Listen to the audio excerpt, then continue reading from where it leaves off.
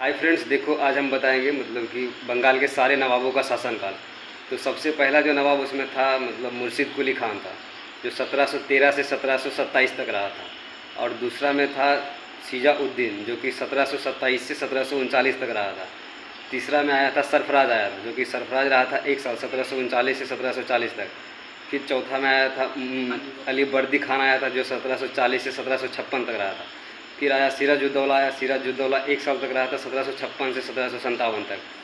फिर आया मीर जाफ़र आया, फिर 3 साल के लिए रहा वो 1757 से 1760 तक।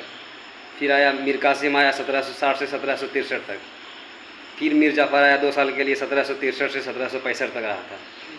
फिर निज़ामुद्दीन आया 1765 से 1766 तक रहा था। फिर आया था सैफुद्दीन आया 1766 से 1770 तक रहा था। फिर लास्ट में जो था उसका शासक मुबारक उद्दीन था, जो 1770 से 1775 तक रहा।